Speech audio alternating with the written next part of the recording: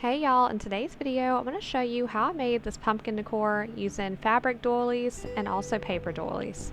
So to start off, I just have my little fabric doilies here. These are a bunch of random different designs that I was gifted by one of my sweet followers. I was also gifted these paper ones, so I figured we would give them a try and see if we could dye them to make them into cute little pumpkins.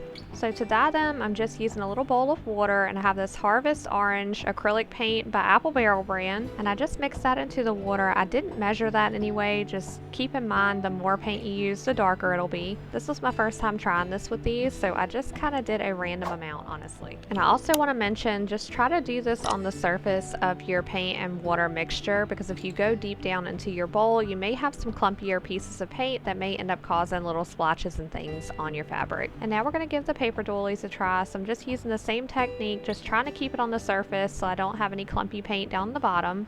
And I did try to ball this one up just to see how it would do. It did leave it kind of wrinkly, but it honestly gave it a textured look. So if you like that, you can do that. If not, I would just say just leave it flattened out like this and just dip it into your water and let it dry.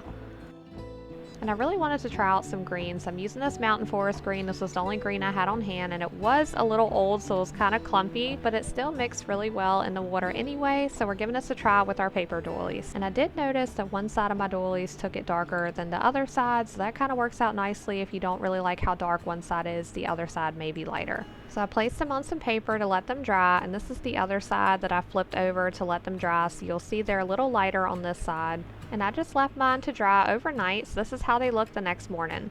So I really liked how light these two were. I thought they were really cute. And then these were the darker ones. One of those was the ones that I balled up to make it kind of crinkly. And you can see the fabric doilies did really well. One side of those was also lighter than the other. And for this one, I mixed in a little bit of a deep red into the orange paint, and it kind of gave it like an old vintage style look.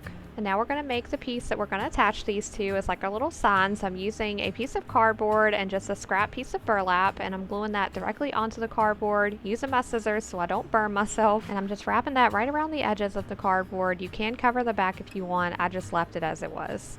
And I'm using these little wooden stems from Dollar Tree for the stems for our pumpkins. You can also use sticks from your yard or cinnamon sticks or whatever you prefer to use in place of that. And first I just set them up so that way I knew exactly where I wanted to glue them at, and then glued all of the stems on first, and then went back and glued on our paper doilies.